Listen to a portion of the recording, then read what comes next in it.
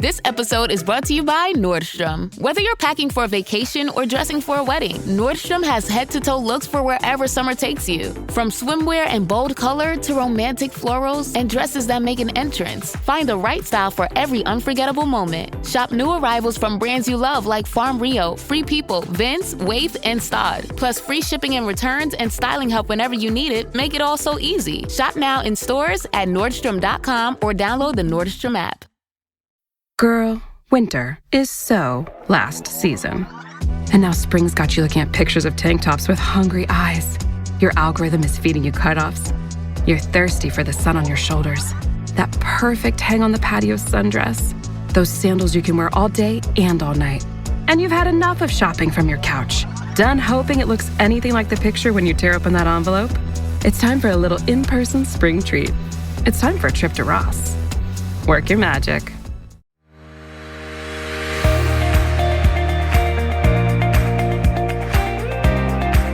Hey, this is JJ Virgin. Welcome and thanks so much for joining me. This is Ask the Health Expert. Here I put the power of health in your hands and give you access to the top people in health and wellness. In each episode, I share safe ways to get healthy, lose weight, heal your gut, detox, and lots more. So if you want to get healthy and get off the dieting for life merry-go-round, I'll give you strategies that will help you look and feel better fast. So I went to a Bruno Mars concert. I think it was like maybe 3 or 4 years ago. And I remember in the middle of that concert going, holy smokes, I've got to come back and see this guy as soon as possible.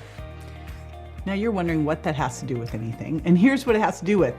I was interviewing Dr. Richard Johnson for the podcast a couple months ago. And all I could think about as I was interviewing him is, holy smokes, I have to get this guy back as soon as possible. So if you haven't listened to the other podcasts I did with him, you definitely want to listen to it.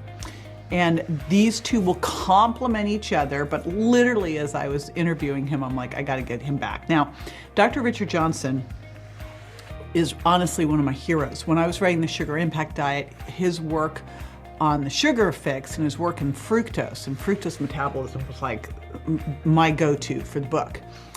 And so I think his team reached out because he wrote the book Nature Wants Us to Be Fat and was like, hey, I'd love to be on the podcast. And I'm like, oh my gosh, I cannot believe my heroes coming on the podcast. So we had him on, we got through a teensy bit of what we needed to talk about, and he's back now and we are digging into so much stuff.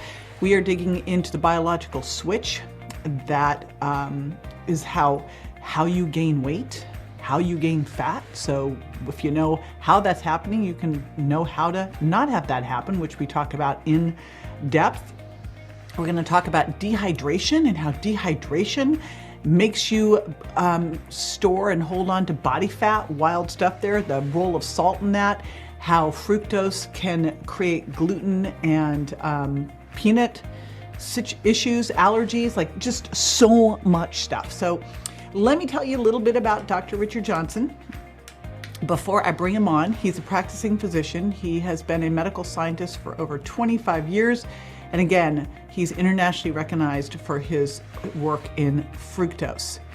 And oh my gosh, I'm just so excited about the information he's going to share here. He also has done a lot of work in uric acid as well and metabolic syndrome.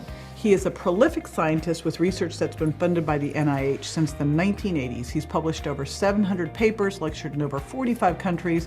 His work has been highly cited. And again, he wrote The Sugar Fix, The Fat Switch, and Nature Wants Us to Be Fat, and he now is in Denver at the University of Colorado. And again, we're gonna be jumping around a bunch, but we're really focusing more on his Nature Wants Us to Be Fat book and this idea of this biological switch that could be leading to obesity, and great stuff. So hang with me, I will be right back with Dr. Richard Johnson.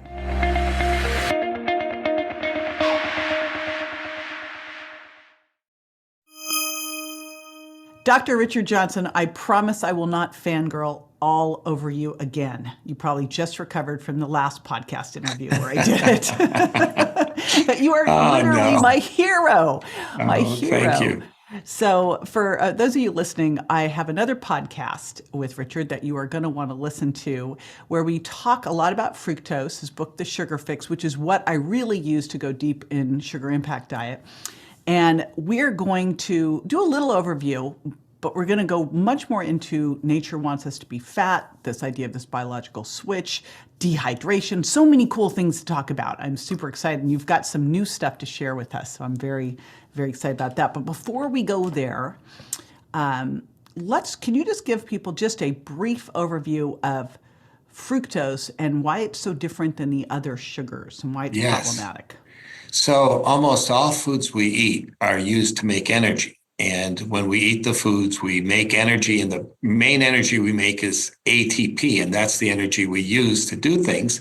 And if we make extra energy, it's stored as fat. So all foods, when we eat them, we kind of top off our ATP levels to a certain level. We want to have high ATP, and that gives us the energy to do what we want.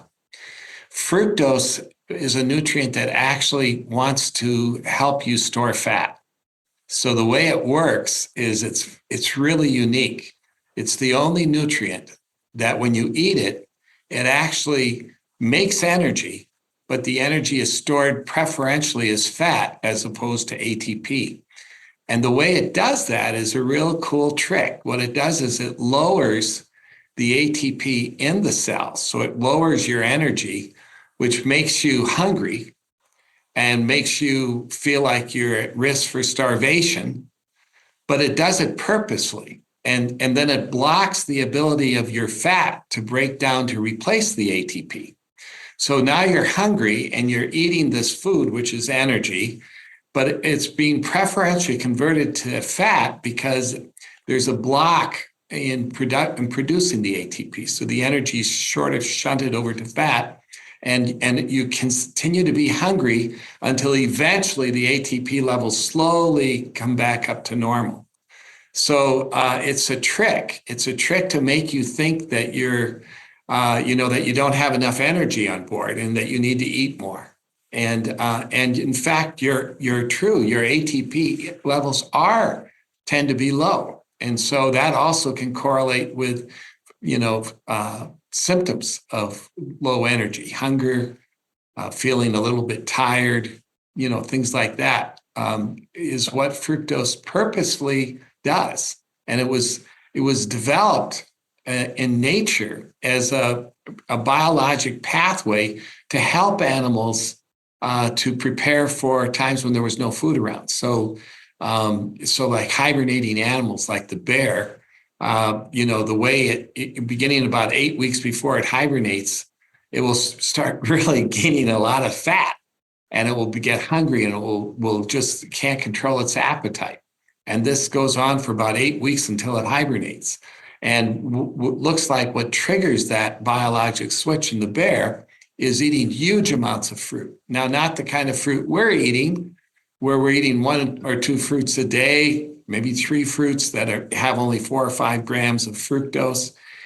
The bear eats, 10,000 grapes in a day. And so it eats a huge amount of fructose, and it's really requires a fair amount of exposure to fructose to really activate this switch. Well, what's a fair amount? Because I look at it and go, okay, what about the apple juice? What about the, agave syrup? What about the crystalline fructose they're using in sweeteners? Yes, exactly. You're totally right. Those are all can activate this switch. Soft drinks have so much fructose in them. Apple juice has. We've given apple juice to people and shown that you can activate the switch within minutes when you drink apple juice. And it relates a little bit too, it's sort of interesting. It's not just the amount of sugar, but the speed with which you ingest it. And so, for example, we did a study, and the reason is it's the way the switch is triggered. It's triggered by the concentration of fructose that the liver sees. And you must remember that when we eat, our food goes into the stomach and then the intestine, and then it's absorbed and it goes through the liver before it really hits the rest of the body. And the liver is the big processing place. It's the place where it processes a lot of these nutrients. So when you eat fructose, about the first 4 or 5 grams gets inactivated in the intestine. It's actually just degraded like a calorie. It's just a regular calorie. But the fructose that gets through the intestine gets to the liver, and that's where the action occurs. And it's the concentration of fructose that the liver reacts to. So if the concentration's very high, you'll get a big activation of the switch. If the concentration's low, you may get a very mild activation of the switch. In other words, the ATP levels will come down a small amount versus a large amount. And the way this works then is it's not just the amount that you eat, but the speed with which you eat. So if you drink a soft drink very fast, you're going to get a big slug of fructose all at once to the liver, especially if you do it on an empty stomach. But if you, if you sipped the drink over 4 hours, there wouldn't be enough. No one does. Yeah, no one does. Yeah, it's like the big lie. Yeah, like, come drink on. this, eat this piece of cake in 2 hours. Yeah. Okay. Yeah, I'm going to take one little bite. No, what happens is everyone snarfs down the cake, everyone guzzles the drinks, and this is the problem. So the trouble is that, a lot of sweets, they have a lot of sugar, and sugar contains fructose, and high fructose corn syrup contains fructose. Agave contains fructose. So the trouble is, if you get a large slug of it, and you take it very rapidly, that's how you do it. And the big breakthrough in our work was when we discovered that, and it was already known in biology, but just no one really understood the importance of it, is that the body can make fructose. I did not know this. Yes. I just saw this. I was stalking you again. I'm okay. So, You're not and then I saw stalking. that part and I'm like, holy smokes. So how does that happen? Well, yeah. So this was a pretty cool discovery. So it was known for a long time that fructose was made in the body. And it was known that this occurs in diabetics. So you can take if someone has poorly controlled diabetes and their blood sugars are high, the glucose, when it's high, some of it gets converted to fructose. And so there is this way. It's sort of interesting. The body can convert glucose to fructose, and the body can convert fructose to glucose. And it's very interesting. If you're starving and you eat sugar, if you're truly starving, the fructose will be converted to glucose as instant energy. Because remember, fructose is not really an instant energy. But normally, when you're in the regular setting, if you eat fructose, the fructose is going to stay as fructose. But with glucose, it's a little bit different. When you eat foods that have a high glucose content, like starchy foods, breads, rice, potato, corn. Yes, exactly. So when you eat that, the glucose levels go up in your blood. So it sort of mimics what it is like in diabetes.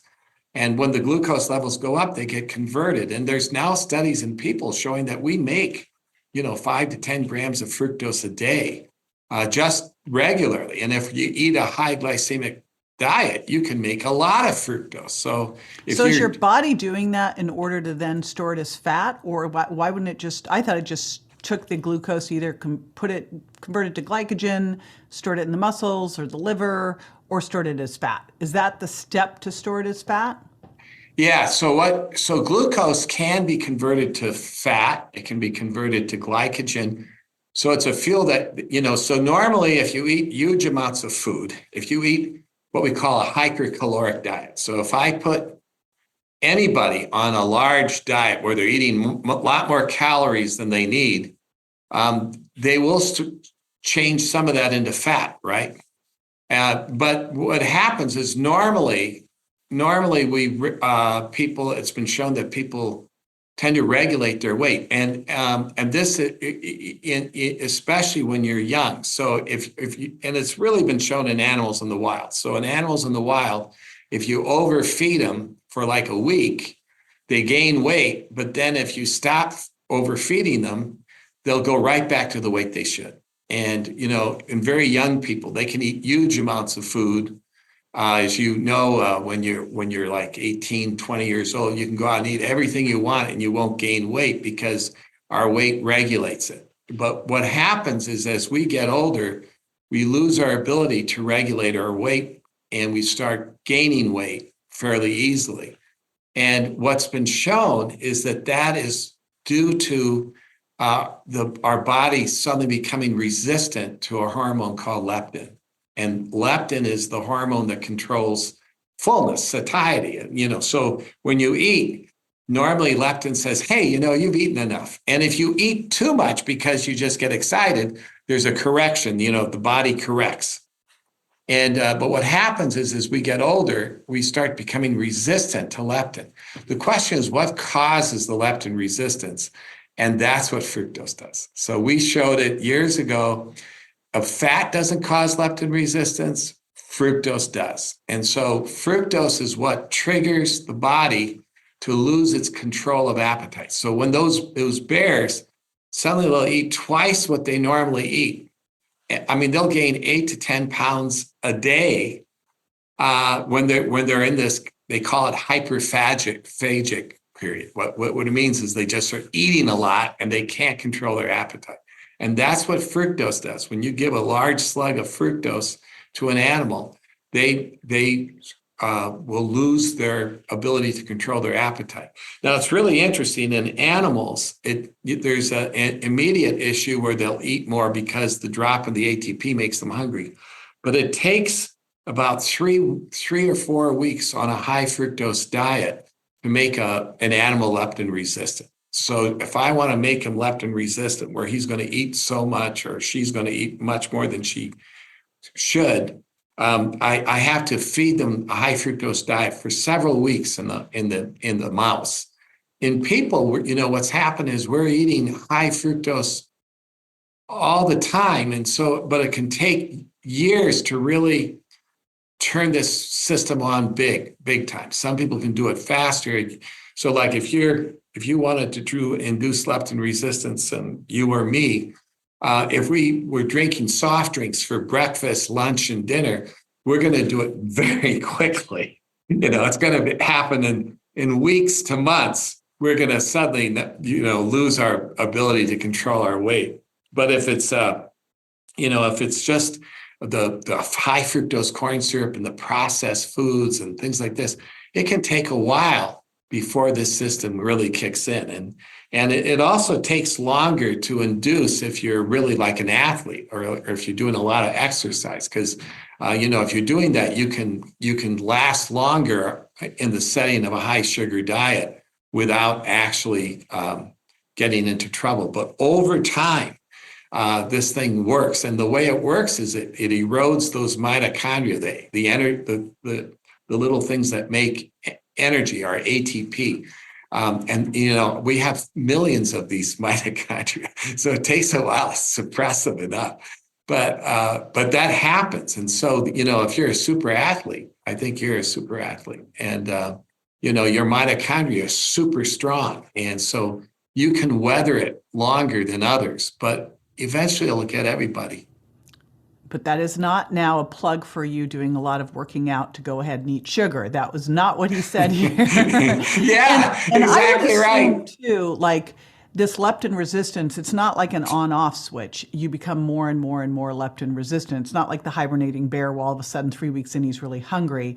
Right. You probably become more hungry, and you're just creating this really challenging situation to get out of.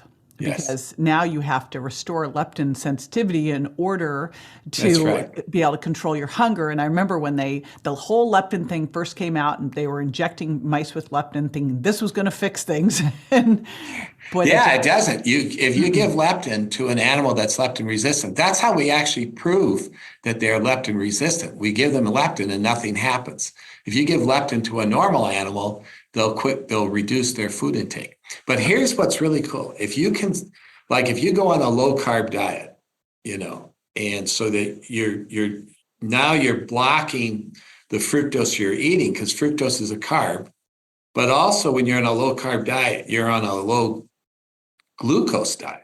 And so you're not getting a lot of glucose. You can make glucose from protein and fat, but it's harder and you don't make a lot. So most of the glucose we get is from our carbs. So if you go to a low carb diet, you're low on glucose and low on fructose. So you're not making much fructose either.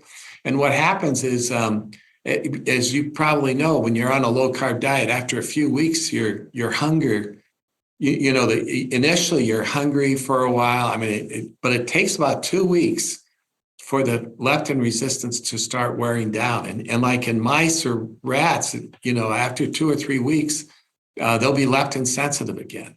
And so, at least in the lab animal, it hasn't really been tested that well in people, but I do know that people on low carb diets, they're craving for sugar and everything. Their hunger tends to go down after a couple of weeks. And plus you would have to look at, like, if you were looking at all of this, and because I look at this and go, all right, so how much fructose could someone really eat? Well, it depends on how much at one time and how much fiber is with it. Right. Obviously, that's the difference with an apple or apple juice. Yes. And then it really depends on muscle mass as well. Like, how insulin sensitive are they? How much muscle mass do they have, right? So yes, that gives them a that's little super important. leeway too. So just in repairing all of this and repairing leptin resistance, I would think that is part of it as well. Like, what's going on with your overall, with your fitness level, your mitochondria, your cardio, your weight training. And it is why when you are helping someone, if you can add that stuff in, you just start to see the repair so much. Like, if they're sleeping well, they've got their stress, and poor sleep, now they're insulin resistant. And, if you get them walking after a meal, heck, did you see that research just on the soleus push-ups? No, I did not. Tell me what they found.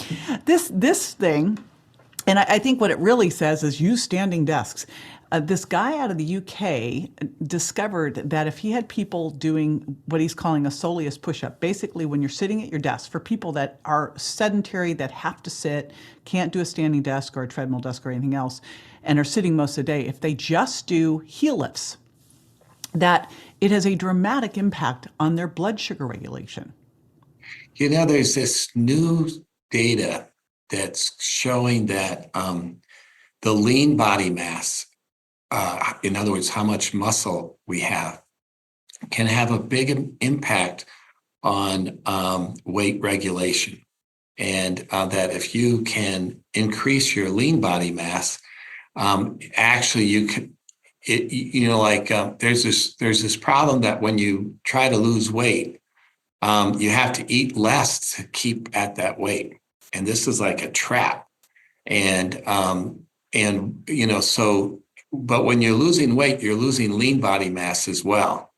You do lose, you're not just losing fat, but your muscle mass will come down a little bit.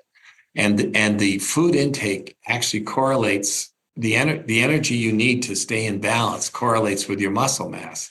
So if you can maintain your muscle mass, then you can eat more, relatively to, and stay in the same weight. Okay, what you don't know is this is my next book. This is actually the whole premise of my next book, is we've got to stop focusing on weight loss, that we've got to start focusing first on, in fact, I'm working on the percentages so that you can figure out how much fat-free mass, and I'm using fat-free mass interchangeably with lean body mass. I know they're a little bit different. But it's impedance good. Scales do fat-free mass. How much, because everyone's focused on their body fat. I'm like, no. We need to focus on your fat-free mass and optimize that first. And, if you've got way too much mass, okay, you're going to lose all of it, but you want to preferentially lose a high percentage of body fat. But for most people that have 10, 20, 30 pounds to lose, if they first focused on getting really active muscle tissue, yes, right? You're 100% past right. Anabolic resistance. And all of a sudden you've got this hungry muscle tissue that's going to give you a little bit more of a margin for error. Like I recognized early on, here I am a woman, I went, wow, if I really build up my upper body, I can eat more.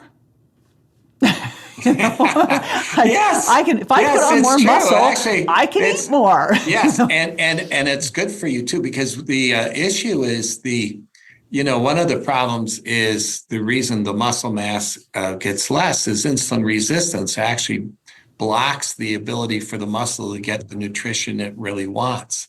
So if we can reverse the insulin resistance, that will help also with improving the muscle mass. Yeah, and it's the first thing that starts to happen. We actually do you lift weights? I do, but I haven't in the last few months. So you caught me. Oh boy! So I need to do it but I've just been busy. Oh, that is ridiculous! I can't believe you even said something like that. I'm gonna next time you ask me, I'm gonna be able to tell you yes. And I want to know what your fat-free mass is, and then you're gonna make muscle. Okay. See, look at this. Yeah, that's okay. Good. Yeah, I'm not even going to show mine. For those of you listening, I just showed my bicep to him. I'm muscle shaming you a bit. Yes, you are. Okay, all right. This, but that's very interesting. I haven't published this yet, but I have a grant from the National Institute of Health because we can show that this biologic switch that I'm talking about drives sarcopenia.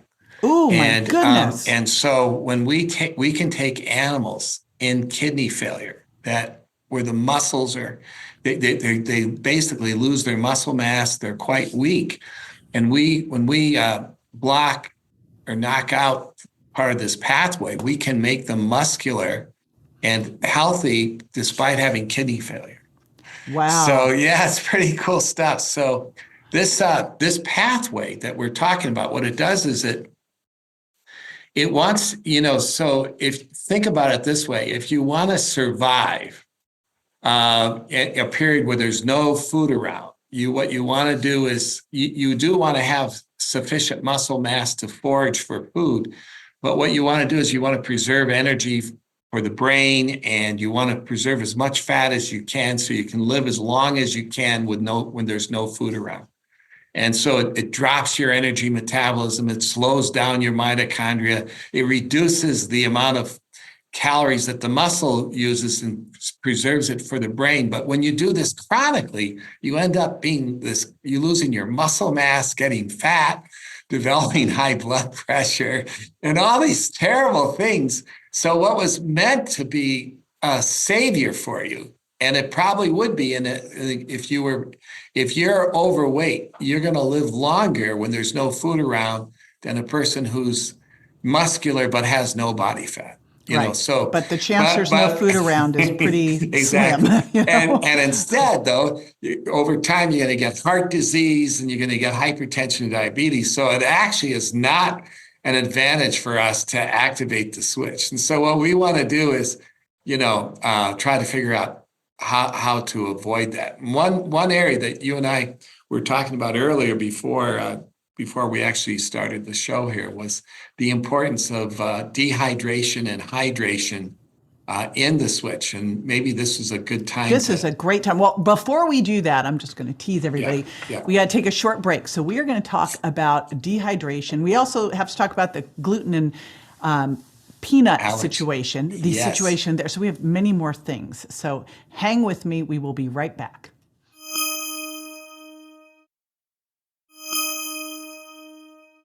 We're back. Let's talk dehydration because you definitely have me intrigued with this one. Yes. So, normally, first off, if a person gets very dehydrated, they lose they're thirsty and often you lose your appetite. So if you're severely dehydrated, it's not a good setting. And animals in the desert, if they get severely dehydrated, a lot of them have a secret weapon. And the secret weapon is that they will carry fat in some unusual location of their body. So in the desert, you don't want to have it on your body because it will insulate you and overheat you. But like a lot of these desert animals will carry extra fat in their tail, or they'll have a hump on their back or something where they'll store fat.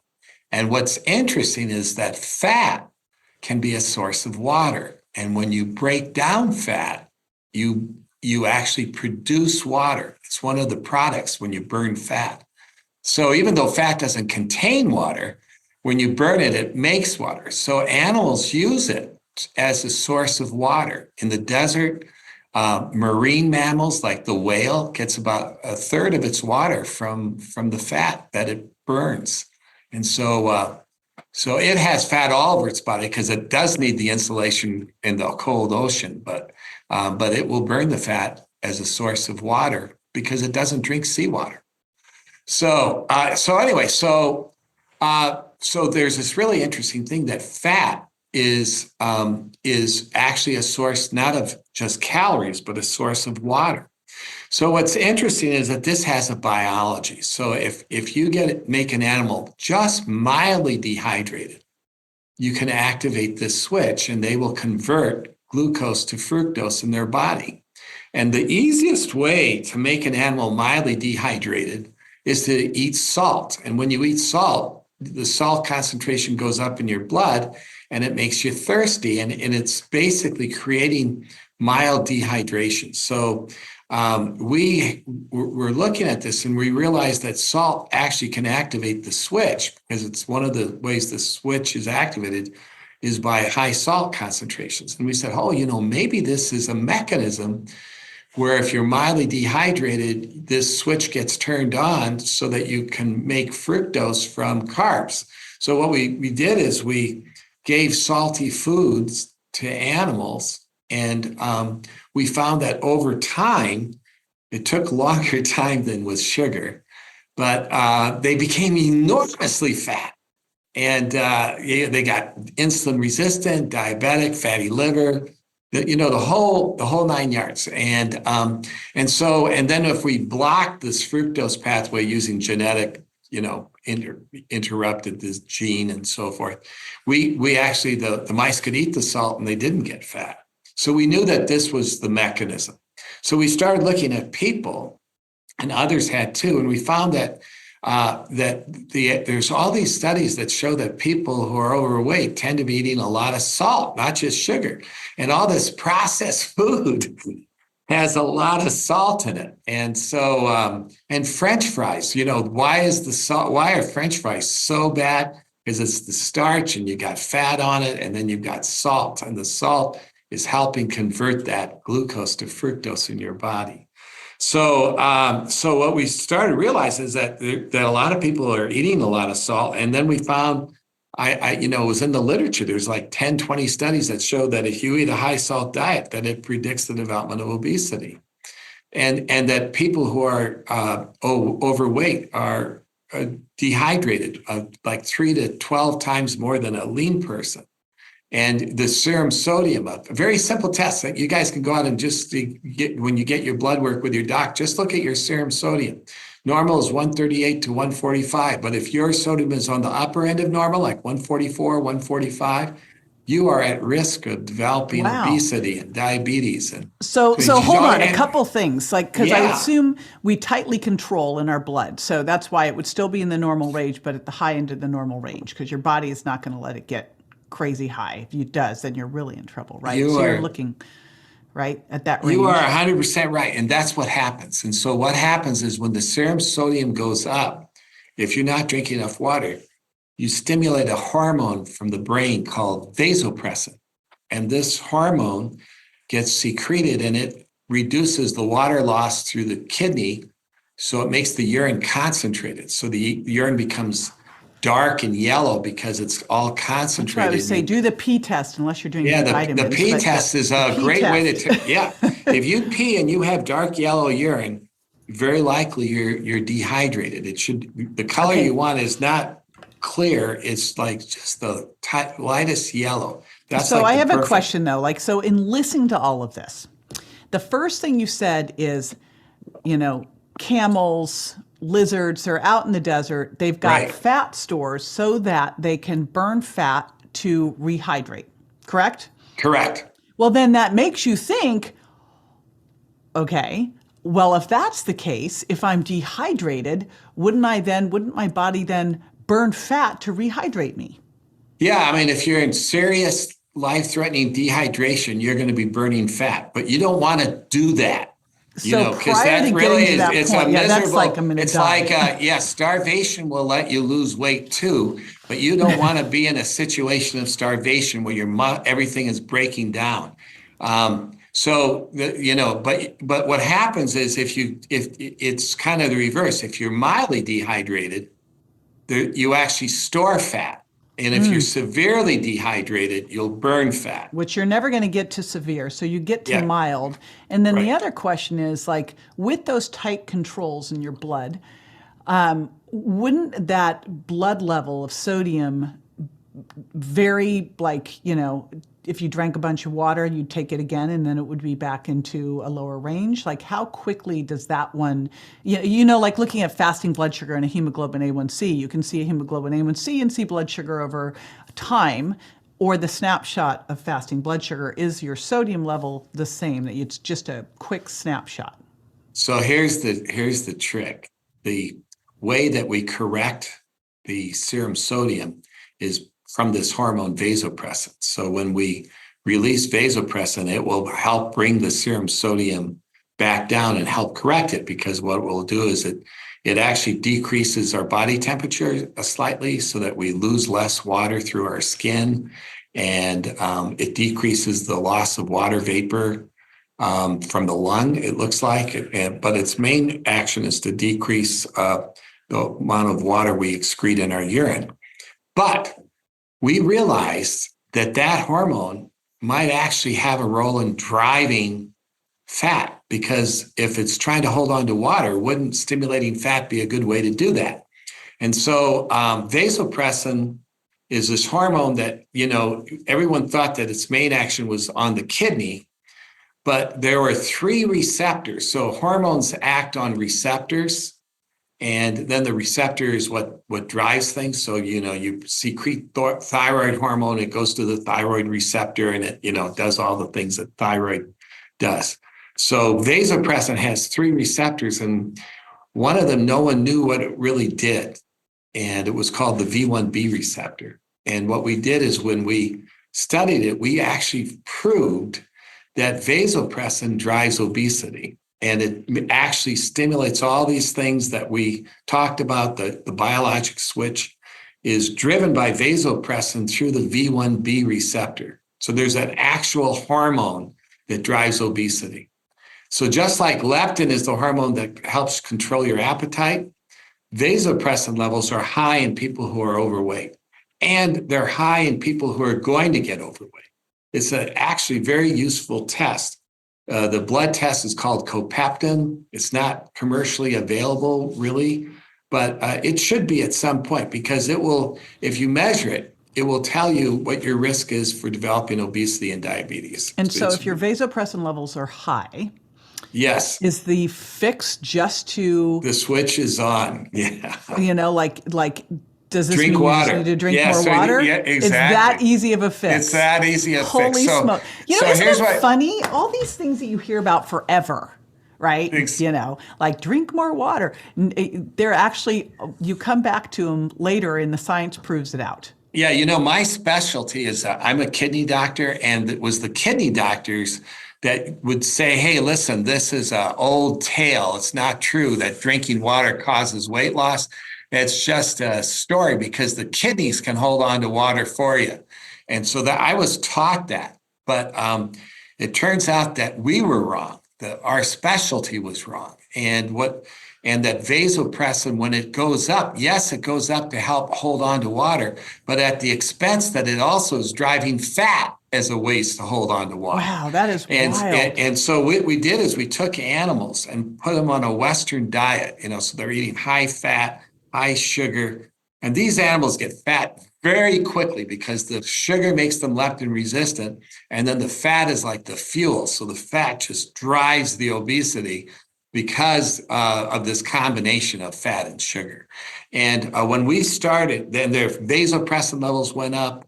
And, and so the whole thing was turned on. So fructose also activates vasopressin directly. You don't have to eat salty food. If you eat fructose, vasopressin goes up too. And so what we did is we put them on water. We just gave them extra water. And we actually put we injected water into the chow. We made these things called hydrogels, but basically the chow was had water in it. And they ate the chow just as, they started off eating this just as much of the chow as the regular animals. But over time, as they got this water, they became more leptin sensitive and they started eating less chow, and their weight stabilized and actually tended to go down, and their insulin resistance actually really plateaued and then started to improve. So it definitely helps. And it's like underrated. This is like underrated. I mean, if you go to a obesity or clinic, they'll tell you all the things not to eat, but oftentimes, they'll say, yeah, stay well hydrated, but it should be. Who knows what that means? Yeah, what exactly. does that mean? Yeah, yeah. So I will say that there are diseases where you can hold on to water. So if you have heart failure and you drink a lot of water, you can dilute your serum sodium and get into trouble. And there's diseases where people can hold on to too much water. So you should talk to your doctor if you think you have some kind of illness that might affect your ability to hold, to drink that lots was of the water. medical disclaimer, folks. Yes, there exactly. It was, right there. Thank you, Exactly. Dr. And Richard. the other two groups where people have gotten into trouble is marathon runners. The teaching is to drink to thirst because people can overdrink water in marathons. And likewise, if you've had surgery, especially young women who have gynecologic surgery, in the first 2 or 3 days, they hold on to water. So basically, but normally I would say you should drink at least 8 glasses of water a day. And the trick is to not make the urine look like water. You want the urine to have just the slightest yellow tinge. And that's the perfect place to be. Okay, we're looking for perfect pee. This is another thing for everyone to The know. perfect pee. The perfect pee. I do want to get into the gluten peanut. Yes. Yes. I have to know about this. Yes. No, you do. So, because, so I went to a conference that was held by an allergist. And, I like to go and listen to research that's outside my area just because I get ideas, and it's really wonderful for me to get that exposure. So Dr. Steve Dreskin was presenting his studies on what causes anaphylaxis or severe allergic reactions to food. And as you probably know, there's in the last 30 years, there's been a huge increase in the number of food allergies. And gluten is a famous one that causes allergies. Peanuts is another famous one, shrimp allergies. And then, of course, there's allergies to dairy, although they're usually not an anaphylactic one. Anyway, but peanuts is probably one of the worst. And he was studying peanut allergies in animals. And what they found was that you had to have an animal that was genetically predisposed to getting allergies. So not all the animals would get allergies, but this particular strain could get allergies, really bad ones, to like peanuts. So he was studying this one, but he found that in order for the animals to react to the peanuts, that they had to absorb the peanut proteins through the gut. And so normally the proteins are degraded in the gut. And so he had to create a leaky gut. And so a leaky gut is when you're eating food like gluten and things like that, get across into the blood. And that's what triggers celiac disease. And that's what triggers allergies. So in order to have a food allergy, you have to have a leaky gut so that the proteins and so forth can get into the blood and trigger that allergic reaction. So if you could block a leaky gut, you could block food allergies. So the way he was doing this is he was giving these animals peanuts, and then he was giving them a toxin to make the leaky gut. He was actually giving cholera toxin. Cholera is this terrible disease that causes terrible diarrhea. Wow. Yeah, it was pretty severe. And I happen to know from studying fructose and from doing studies with fructose that I could create a leaky gut by just giving fructose, because it actually causes a leaky gut. And I had always worried that children who are being given a lot of fruit juice by parents that don't know better. And so they give them like plum juice or apple juice or juices like pear juice. And these juices are high in fructose that they would cause a leaky gut. And I was surprised to see that it was a leaky gut plus peanuts that made the allergy. So after his conference, I went up to him and I said, hey, let's collaborate and let's do the same experiment, but instead of giving cholera toxin, let's put them on soft drinks. And so what we basically did is we put the mice on soft drinks, and then when they got the peanuts, they anaphylaxed. So that was, we never published it, actually. I wish we had, but I would love to refer to that in my next. I actually, in fact, last night I was doing a webinar and I talked about like what's going to cause leaky gut, and I'm like fructose and gluten. Fructose and gluten. Fructose is, but the thing now too is it's probably causing leaky brain too.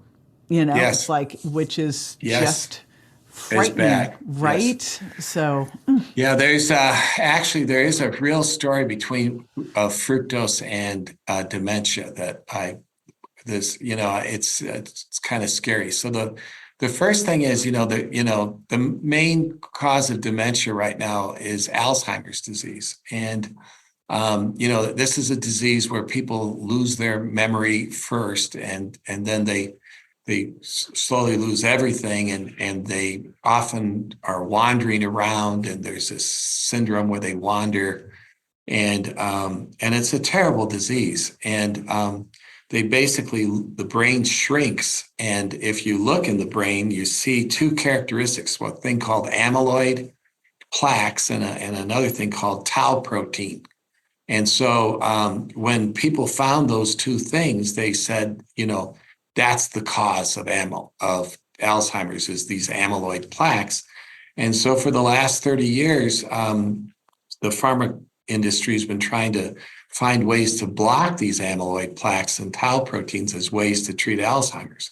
The trouble is that those therapies have generally failed. I mean, they fail like, I saw something like there have been 15 different drugs tried for amyloid and they all failed, or maybe one just showed tiny bit of benefit. And so this has made people think that there must be another underlying cause and something that occurs maybe earlier in the process. And so when people started studying this, they realized that there were three things going on in the brain. One was that the energy factories, those mitochondria, show a signature of being damaged. And then the second thing is that there's a little bit of inflammation. And the third thing is that the brain develops insulin resistance. So although much of the brain doesn't use a lot of insulin, there are many areas in the brain that do use insulin, and they become insulin resistant. So what's interesting is some of the risk factors for Alzheimer's turns out to be high sugar diets and high fructose corn syrup and high salty foods and high glycemic carbs and obesity and diabetes. And I think you can see that they're all linked with the switch. And if you give fructose to animals, guess what happens? They get those three changes in the brain. They get insulin resistance in the brain. They get the mitochondrial, same biosignature. And then they get the inflammation and they have trouble walking through mazes. And so that's pretty scary. And then so what's now been done is people have actually looked at early Alzheimer's disease, and you have to look at it early before the brain is gone. Basically, as the brain slowly, as you lose the neurons, you lose the evidence of what was going on there. So, but if you study it early, you find that people with Alzheimer's have high fructose levels in their brain, 5 to 6 times higher. So it was published in there was an autopsy study where they looked at 9 patients with Alzheimer's and 9 people without, and they measured the fructose levels in the various parts of the brain, and the fructose levels were high, 5 to 6-fold higher, correlating. And there was one control that had it, and then in retrospect they realized that person actually was having developing early Alzheimer's. The challenge here is by the time someone starts to really be aware of it, and I think a lot of it too is they don't want to, they ignore and avoid because it's so scary. And by the time it finally gets there, it's too late to do a lot of these things. So how do you catch it before it gets to that point? Like, how do you know someone's insulin resistant in the brain?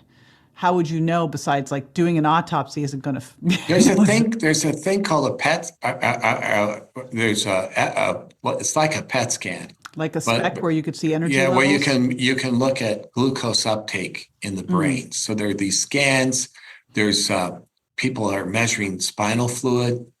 But there's even some group that has looked for a peripheral marker, and they found a mitochondrial marker that is actually the hallmark of fructose metabolism, but they found it in Alzheimer's in peripheral white cells. So I think that there will be ways to do it. I think that the other thing that turns out is that it's not so, you can get it from the sugar you eat, but it may be more linked with fructose being generated in the brain. It looks like it's more of a stimulation of fructose production in the brain, which happens with high glycemic carbs, salty foods. And so I think if we eat healthier, it's a lot of stuff ggets fixed. Yes, a lot of stuff will get fixed. And you're exactly right. And it's not like we can't ever eat a potato, or you can't ever have a cake on your kid's birthday. But what we really need to do is to just be aware that we're eating too much of these foods. And basically, I think that modest carb restriction, particularly with high glycemic carbs, like the Mediterranean diet, I have a diet that I think is just as good, maybe a little. You have a diet as well, and a lot of these, we all kind of convene on the same pathway: eat more natural foods, eat healthier foods, try not to eat processed foods. There's a lot of. And here's the thing, Richard, that I've been noticing, and especially it goes along with this idea that, first of all, when people work out, a whole lot of things get fixed too. Yes, right? absolutely. It gives you the margin of error when you work out. So just working out, like you look at brain function. I mean, the best drug for brain function is exercise. Look what it does with BDNF. There's nothing comes close. I have a son with a severe traumatic brain injury. So I've been going through this process for 10 years. So like anything brain related, I'm like, what do we need to do? And clearly exercise is hands down the winner.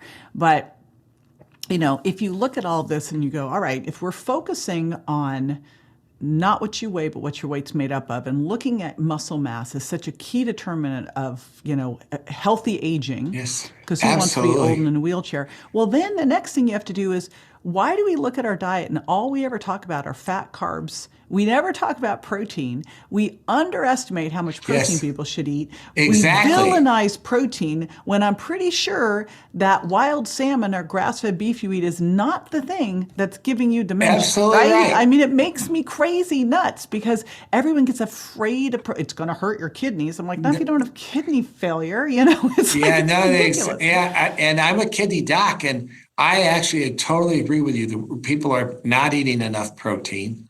There is especially this protein leverage effect, these protein sparing effects. There are actually some very good data that having a higher protein intake is beneficial. If you do have really bad kidney failure, you don't want to be eating red meat every night. That is for sure. But but in general, protein is really important, and exercise is absolutely critical. So let me tell you what we've learned about exercise from our work, and that is, and it's going to be completely consistent with what you're saying. What we've discovered is that this fructose pathway, it causes damage to those mitochondria, and the mitochondria are what's critical for giving us the energy we need. And initially, it's a transient suppression of the mitochondria. So when you eat sugar, the mitochondrial function goes down and then it recovers. But if you keep doing it, it causes damage to the mitochondria over time. And you can show that. And when the mitochondria get damaged now and they can't repair, you end up in a low energy state. And that's just bad for your muscle. It's bad for your brain. It's bad for everything. So exercise is a fantastic way to rejuvenate those mitochondria. It is by far the best way we have to stimulate the mitochondria to come back, to be strong again. And so exercise is great. And then also increasing your muscle mass will also help you so that you can eat the regular size meal you want to eat. So that combination of exercise to increase muscle mass, but also exercise to improve your mitochondria. It's not about burning calories, as I think everyone realizes, because you don't really burn that many calories relative to the work that you're doing, but it's making you healthier by improving your muscle mass and improving your mitochondria. So you'll be more insulin sensitive. You'll be able to burn fat when you're sitting on your butt, which is when you burn more fat. You'll be able to use more calories throughout the day. You know, early on, I started my life as an exercise physiologist. And early on, everything that we were doing at school was, if you want to lose weight, you know exactly what I'm going to say. You have to eat less, exercise more. You had to create a 500 calorie deficit to lose a pound a week, or 1,000 to lose 2. I mean, it was, and it wasn't working with my clients. So I was paying my way through graduate and doctoral school, and I'm doing this, and I go, this is not working. And I thought, Richard, they were cheating, And then I discovered, oh, wait a minute. Your body's not a bank account. And one of the first things that I started to shift, because everything back then was, don't do any weight training until you've lost the weight. And I was at Gold's Gym in Venice, California, training people. I'd take them there on field trips, right? Yeah. And what I saw was people that would rarely ever do cardio. They were doing all resistance training. They looked like, I remember one woman turned around, and I figured she must have been about 20, and she was like 70 years old. I would have killed for her body. And I went, you know what? This is ridiculous. This is like changing the interest rate on your bank account. You can either go and spend all your money all the time, or you can just fix your interest rate, and then you have money coming in. I'm going to teach them how to fix their interest rate by doing more resistance training. Exactly. Focus there first. And you get more insulin sensitive. You're going to burn more calories. Everyone wants to have this great metabolism. I'm like, lift weights. So I love hearing this, because it is literally what I started to look at 30 years ago, and I feel like I'm coming full circle now. And with this, but it's never been more important than now with the baby boomer aging and having the situation where you're going to have people who can't balance on one leg, can't get out of the chair. It's like, I lifted weights for probably 30 years. So don't say in the past. Yeah, I'm gonna start tomorrow. When are we starting? You can't stop this stuff. It's not like you can do it and you're done. No, you know better. You're totally right. Holy smokes! I can't believe it. I'm totally busting you. You got me. Okay, good. When are we starting this? I will start tonight. I actually can do it. I can do it late afternoon. That is fantastic. Good. I feel better now too. I'll be able to sleep tonight. I got to keep you around. This is selfish. I'll send you a photo. It's selfish behavior on my part, because you're like my, favorite researcher. It's so important. It is so important. I totally agree with you.